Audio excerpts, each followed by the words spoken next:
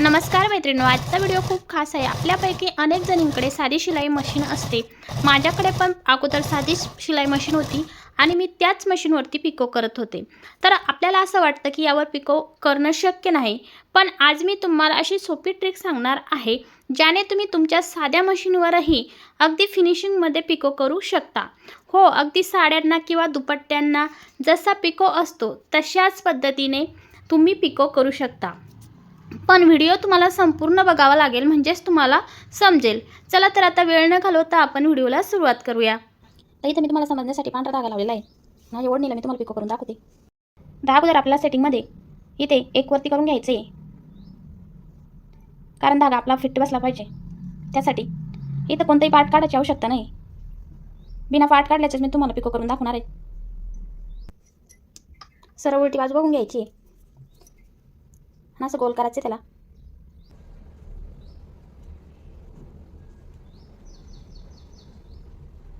असं गोल करून हे वरतीच ठेवायचे. असं ठेवून आडवं असं आडवं पकडायचं आहे.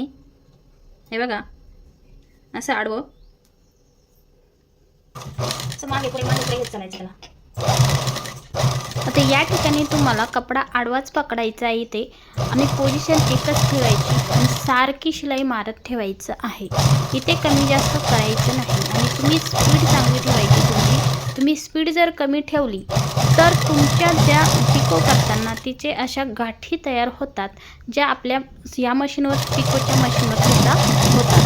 तर एवढी काळजी घ्यायची आहे. आणि जे फूट आहे आपलं ते वरतीच राहू द्यायचं, ते खाली टाकायचं नाही, कारण तुम्ही जर ते खाली टाकलं तर ते मागे पुढे होईल.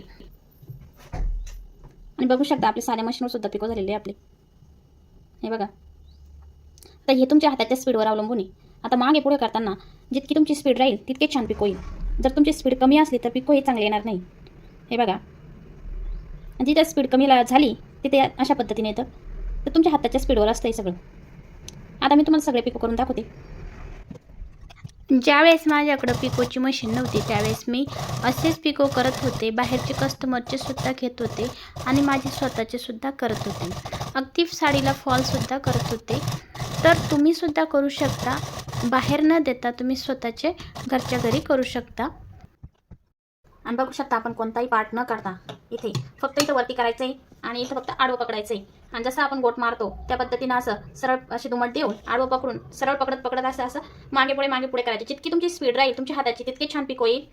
आणि कोणताही पार्ट न काढता आपण इतके छान पिको आलेले आहेत आपले. तर व्हिडिओ आवडला असेल तर व्हिडिओला लाईक नक्की करा. धन्यवाद.